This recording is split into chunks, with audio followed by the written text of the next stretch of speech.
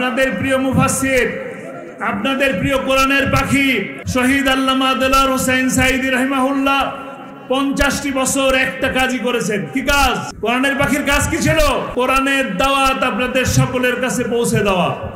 কোরআনের দাওয়াত পৌঁছে দেওয়ার অপরাধে, কোরআনের কথা বলার কারণে, কোরআনের রাজ প্রতিষ্ঠা করার চেষ্টা করার কারণে তাকে 13টি বছর জেলে থাকতে হয়েছে।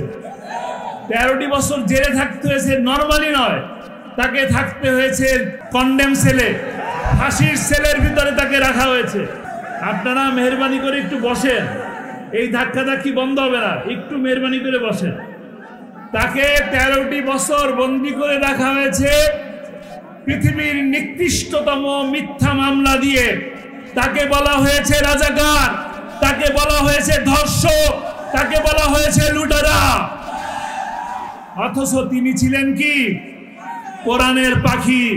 একজন নিরপরাধ মানুষকে 13টি বছর বন্দী করে ফাঁসির রায় দিয়ে ফাঁসি কার্যকর করতে না পেরে তাকে হাসপাতালে নিয়ে মিথ্যে কথা বলে ইনজেকশন পুশ করে তাকে হত্যা করা হয়েছে। আমরা এর বিচার করব ইনশাআল্লাহ। আপনাকে বিচার চান? বিচার চান? কিভাবে বিচার করবেন? আমরা শাহবাগ চাই না, ওই শাহবাগের যে ফাঁসি চাই ওই শাহবাগ চাই না। আমরা কি চাই? তিনি যে কোরআনের রাজ প্রতিষ্ঠা করার জন্য জীবন দিলেন, তার প্রতিটি মাহফিলের ভিতরে শেষ কথা ছিল কোরআনের রাজ প্রতিষ্ঠা হয়ে আল্লাহ যেন আমার মৃত্যু দেন। সেই কোরআনের রাজ প্রতিষ্ঠা করে দেখা অবস্থায় তিনি যেতে পারেন নাই। পেরেছেন? দায়িত্ব কার? কাদের? কোরআনের রাজ প্রতিষ্ঠা হোক, এটা দেখতে চান? দেখতে চান? যদি কোরআনের রাজ প্রতিষ্ঠা হয়েছে এই দৃশ্য দেখতে চান, এরকম শান্তিময় পরিবেশ যদি বজায় রাখতে চান, এই দেশকে যদি একটি কল্যাণময় রাষ্ট্র প্রতিষ্ঠা করতে চান, তাহলে কোরআনের পক্ষে থাকতে হবে। যে সমস্ত ব্যক্তিরা নির্বাচনের আগে বাংলাদেশকে মালয়েশিয়া এবং সিঙ্গাপুর বানানোর স্বপ্ন দেখায় আর নিজেরা কানাডায় যায় বেগমপাড়া বানায়, তাদের সাথে থাকবেন নাকি কোরআনের পক্ষে থাকবেন? যে সমস্ত ব্যক্তিরা আপনাদের টাকাকে নিয়ে শেয়ার বাজার লুট করে, তাদের পক্ষে থাকবেন নাকি বন্যায় যারা সাহায্য করার জন্য চলে যায় তাদের পক্ষে থাকবেন? যারা ব্যাংক ডাকাতি করে বিদেশে টাকা পাচার করে তাদের সাথে থাকবেন নাকি একটা মানুষের বাড়ি আগুন ধরলে তার বাসায় সাহায্য পৌঁছে দেওয়ার জন্য যাচ্ছে তার পক্ষে থাকবেন? সময় এসেছে সিদ্ধান্ত নেবার। সকল রাম বাম এবং নাস্তিকদের বিরুদ্ধে কোরআনের পক্ষে থাকার সময় এসেছে। আজকে সামনে সময় আসবে, আজকে যে শান্তি বোধ করতেছেন, 5ই আগস্টের পর আজকে যে ভালো লাগতেছে আপনাদের বলছেন, এটাই আমাদের কাঙ্ক্ষিত বিজয় নয়। এটাই কি আমাদের কাঙ্ক্ষিত বিজয়? কাঙ্ক্ষিত বিজয় সামনে রয়ে গেছে। সেই কাঙ্ক্ষিত বিজয়ে যাওয়ার জন্য আপনারা একটি মসজিদের ইমাম সাহেবকে নির্বাচিত করার জন্য, একটি মসজিদের ইমামকে নিয়োগ দেওয়ার জন্য যেভাবে দেখেন মাথায় টুপি আছে কিনা, মুখে দাড়ি আছে কিনা, পাঞ্জাবি পরে কিনা, নামাজ পড়ে কিনা, শুদ্ধ তেলাওয়াত করে কিনা, এত কিছু পরীক্ষা যখন একটা মসজিদের ইমামের জন্য করেন, তাহলে 5 বছরের জন্য একটা এমপি নির্বাচন করার সময় তাকে দেখবেন সে নামাজ পড়ে কিনা, তার মুখে দাড়ি আছে কিনা, সে পাঞ্জাবি পরে কিনা, সে মানুষের কাছে যায় কিনা।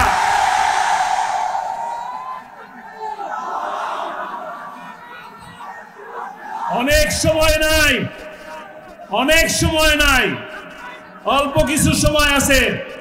অল্প কিছু সময়ের মধ্যে আমাদের দায়িত্ব হলো প্রতিটি মানুষের ঘরে ঘরে, আমরা যারা এখানে উপস্থিত আছি, আমি সোজা কথা বলে দেই, প্রত্যেকটা মানুষের ঘরে ঘরে বলতে হবে কোরআনের কথা। কোরআনের কথা মানুষের কাছে পৌঁছে দিতে হবে। কোরআন কিভাবে আমার দেশকে শান্তি দেয়। কোনো হিন্দু ভাই অসুবিধায় পড়বে না, কোনো হিন্দু ভাই অসুবিধায় পড়বে না, কোনো খুনি রেহাই পাবে না। রেহাই পাবে? কোনো খুনি কি রেহাই দিবেন? 28 অক্টোবরের খুনিকে রেহাই দিবেন? 5ই মেয়ের খুনিকে রেহাই দিবেন? 25শে ফেব্রুয়ারির এই যে 57 জন অফিসারকে যারা খুন করলো তাদের কি রেহাই দিবেন? ছাত্রলীগ নিষিদ্ধ করার মাধ্যমে ছাত্রলীগকে মাফ করা যাবে না। প্রতিটি হত্যার বিচার করতে হবে, বিচার হবে ইনশাআল্লাহ। ন্যায় বিচার প্রতিষ্ঠা পাবে তখন যখন আমরা কোরআনের শাসন প্রতিষ্ঠা করতে পারবো ইনশাআল্লাহ। আসুন কোরআন বুঝি, কোরআন পড়ি, কোরআন বুঝি, কোরআন দিয়ে সমাজ গড়ি, কোরআন দিয়ে নিজের জীবন গড়ি। প্রধান মুফাসসিরের আগমন ওই পাউরাবাসীর পক্ষ থেকে, পাটামবাসীর পক্ষ থেকে নারায়ে তাকবীর।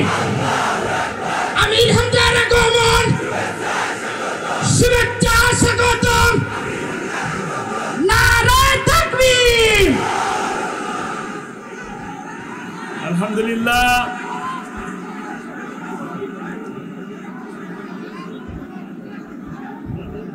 একটা ধন্যবাদ দেওয়া উচিত কিনা? ধন্যবাদ দিবেন যারা এত সুন্দর আয়োজন করলেন, এত ব্যস্ততার ভিতরেও এমন একজন জগৎ বিখ্যাত বক্তাকে আপনাদের সামনে আনলেন, সেই কমিটিকে ধন্যবাদ দিবেন কিনা? আপনাদের সকলের পক্ষ থেকে আয়োজক কমিটিকে আমি ধন্যবাদ জানাচ্ছি, মোবারকবাদ জানাচ্ছি, শুভেচ্ছা জানাচ্ছি। আল্লাহ তাআলা এই আয়োজনের মাধ্যমে কথা বলবেন না কথা শুনবেন? কথা বলবেন না শুনবেন? শুনবেন। তাহলে চুপ থাকতে হবে। রাজি আছেন? বসে পড়েন। মেহরবানি করে যার যে স্থানে দাঁড়িয়ে আছেন সে সেই স্থানে বসে পড়েন, কারণ আপনি দাঁড়িয়ে আছেন বলে পিছনের মানুষ আপনাদের প্রিয় বক্তাকে দেখতে পারতেছেন না। বসে পড়েন। বসে পড়লে আপনারা মুফতি আমির হামজাকে দেখতে পারবেন ইনশাআল্লাহ। বসেন।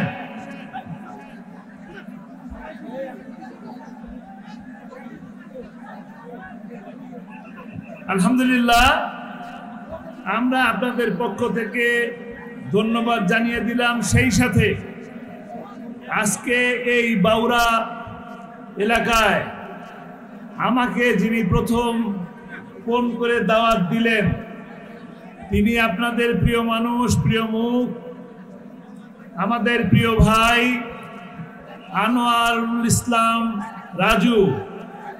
আপনাকে আনোয়ারুল ইসলাম রাজুকে চিনেন? আনোয়ারুল ইসলাম রাজু ভাই আজকে আপনাদের সামনে আসতে পারেন নাই। তার ঢাকা শহরে খুব বড় একটা প্রোগ্রাম থাকার কারণে আসতে পারেন নাই, দুঃখ প্রকাশ করেছেন। কিন্তু আমার উপরে একটা দায়িত্ব পালন করার জন্য দায়িত্ব চাপিয়ে দিয়েছেন। দায়িত্ব কি? আমাকে দায়িত্ব দিয়েছেন আপনাদের কাছে তার সালাম পৌঁছে দেওয়ার। আমি আপনাদের কাছে তার সালাম পৌঁছে দিলাম। ওয়ালাইকুম আসসালাম বলেন। রাজি আছেন? খুশি হয়েছেন?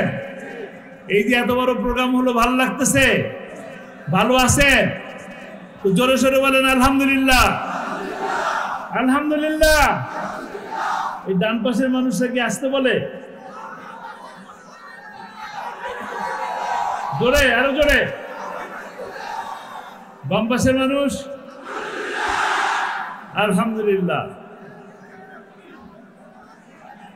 আলহামদুলিল্লাহ বলাতে কি আপনারা খুশি হলেন? কে খুশি হলো? কে? আরো জোরে শুনতে চাই। আল্লাহ কবুল করুন।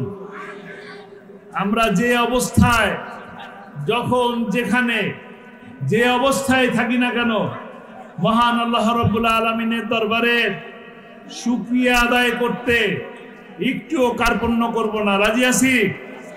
সর্ব অবস্থায়, সব সময়, জেলে থাকেন, রিমান্ডে থাকেন, অসুস্থ থাকেন, হাসপাতালে থাকেন, যত বিপদেই থাকি না কেন আল্লাহর কাছে শুকরিয়া আদায় করব আলহামদুলিল্লাহ।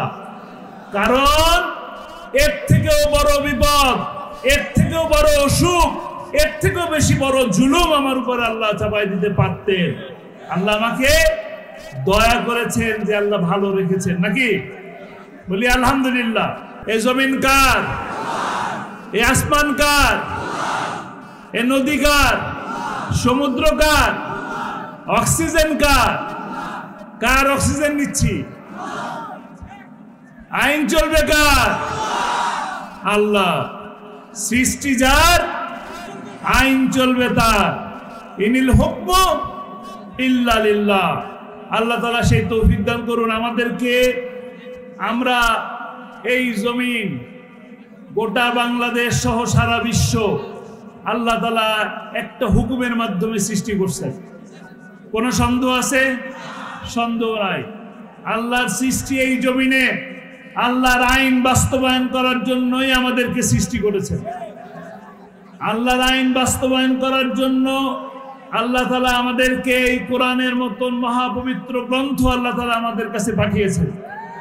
এই গ্রন্থ বোঝার জন্য, গ্রন্থকে চেনার জন্য, গ্রন্থ অনুযায়ী এই কোরআনকে কোরআনের মতন করে চলার জন্য আমাদের জন্য নবী করিম সাল্লাল্লাহু আলাইহি সাল্লামকে গাইড স্বরূপ পাঠিয়েছেন, নেতা হিসাবে পাঠিয়েছেন। সেই নেতা আমাদেরকে সেই 1450 বছর আগে যখন জুলুম হতো, নির্যাতন হতো, যখন মারামারি হানাহানি হতো, যখন গোত্রে গোত্রে মিল ছিল না, যখন নারীর মর্যাদা ছিল না, যখন শ্রমের মর্যাদা ছিল না, সেই সময় কোরআন দিয়ে আল্লাহ তাআলা কোরআন পাঠার মাধ্যমে আল্লাহ রাসূল সাল্লাল্লাহু আলাইহি সাল্লাম সোনার যুগ তৈরি করেছিলেন। সেই সোনার যুগ, সেই সোনার মানুষ এখনো তৈরি করা সম্ভব। সম্ভব কিনা? আবু বকর আসবেন না, কিন্তু আবু বকরের মতন মানুষ আসবেন। ওমর রাদিয়াল্লাহু তাআলা আনহু আসবেন না, কিন্তু তার মতন মানুষ আসবেন। নবী আসবেন না, রাসূল আসবেন না, কিন্তু শাহাদাতের দরজা খোলা আছে। আছে কিনা? কোরআনের দাওয়াত মানুষ দিচ্ছে কিনা? দিচ্ছেন। কোরআনের দাওয়াত দিলে বিপদ আসে, আসে কিনা? বিপদে পড়ছিলেন কিনা? এরা জেলে গেছেন কিনা? হাত উঁচা করতে বললে এখানে অসংখ্য মানুষ পাওয়া যাবে যাদের অনেকের হাত উঁচা হবে। অনেকেই মামলা খেয়েছেন, জেলে গেছেন। আমি সেই কথা বলবো না, কিন্তু আপনাদের প্রিয় মুফাসসির, আপনাদের প্রিয় কোরআনের পাখি শহীদ আল্লামা দেলোয়ার হোসেন সাঈদী রাহিমাহুল্লাহ 50টি বছর একটা কাজই করেছেন। কি কাজ? কোরআনের পাখির কাজ কি ছিল? কোরআনের দাওয়াত আপনাদের সকলের কাছে পৌঁছে দেওয়া। কোরআনের দাওয়াত পৌঁছে দেওয়ার অপরাধে, কোরআনের কথা বলার কারণে, কোরআনের রাজ প্রতিষ্ঠা করার চেষ্টা করার কারণে তাকে 13টি বছর জেলে থাকতে হয়েছে। 13টি বছর জেলে থাকতে হয়েছে, নরমালি নয়, তাকে থাকতে হয়েছে কন্ডেম সেলে, ফাঁসির সেলের ভিতরে তাকে রাখা হয়েছে। আপনারা মেহরবানি করে একটু বসেন, এই ধাক্কাধাক্কি বন্ধ হবে না, একটু মেহরবানি করে বসেন। তাকে 13টি বছর বন্দী করে রাখা হয়েছে পৃথিবীর নিকৃষ্টতম মিথ্যা মামলা দিয়ে। তাকে বলা হয়েছে রাজাকার, তাকে বলা হয়েছে ধর্ষক, তাকে বলা হয়েছে লুটেরা। অথচ তিনি ছিলেন কি? কোরআনের পাখি। একজন নিরপরাধ মানুষকে 13টি বছর বন্দী করে ফাঁসির রায় দিয়ে ফাঁসি কার্যকর করতে না পেরে তাকে হাসপাতালে নিয়ে মিথ্যে কথা বলে ইনজেকশন পুশ করে তাকে হত্যা করা হয়েছে। আমরা এর বিচার করব ইনশাআল্লাহ। আপনাকে বিচার চান? বিচার চান? কিভাবে বিচার করবেন? আমরা শাহবাগ চাই না। শাহবাগের যে ফাঁসি চাই, ফাঁসি চাই, ওই শাহবাগ চাই না। আমরা কি চাই? তিনি যে কোরআনের রাজ প্রতিষ্ঠা করার জন্য জীবন দিলেন, তার প্রতিটি মাহফিলের ভিতরে শেষ কথা ছিল কোরআনের রাজ প্রতিষ্ঠা হয়ে আল্লাহ যেন আমার মৃত্যু দেন। সেই কোরআনের রাজ প্রতিষ্ঠা করে দেখা অবস্থায় তিনি যেতে পারেন নাই। পেরেছেন? দায়িত্ব কার? কাদের? কোরআনের রাজ প্রতিষ্ঠা হোক, এটা দেখতে দান। দেখতে চান?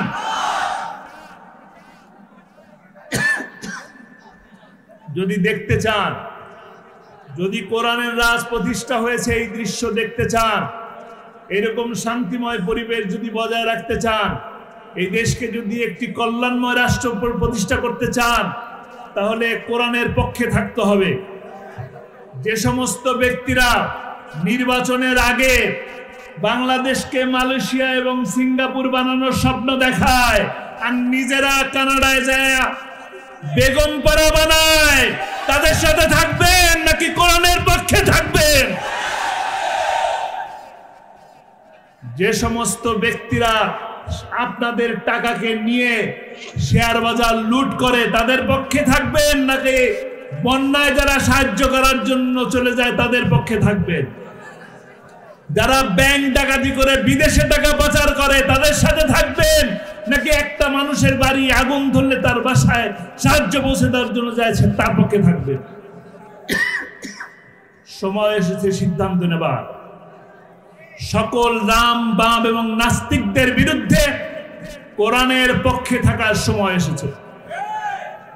আজকে সামনে সময় আসবে, আজকে যে শান্তি বোধ করতেছেন, 5ই আগস্টের পর আজকে যে ভালো লাগতেছে আপনাদের বলছেন, এটাই আমাদের কাঙ্ক্ষিত বিজয় নয়।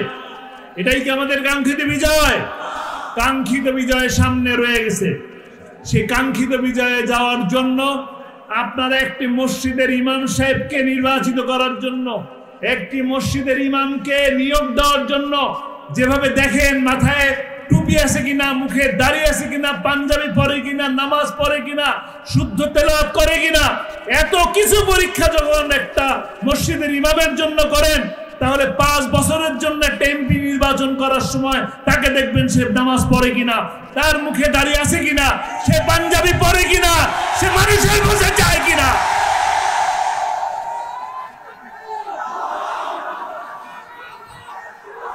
অনেক সময় নাই, অনেক সময় নাই, অল্প কিছু সময় আছে। অল্প কিছু সময়ের মধ্যে আমাদের দায়িত্ব হলো প্রতিটি মানুষের ঘরে ঘরে, আমরা যারা এখানে উপস্থিত আছি, আমি সোজা কথা বলে দেই, প্রত্যেকটা মানুষের ঘরে ঘরে বলতে হবে কোরআনের কথা। কোরআনের কথা মানুষের কাছে পৌঁছে দিতে হবে। কোরআন কিভাবে আমার দেশকে শান্তি দেয়।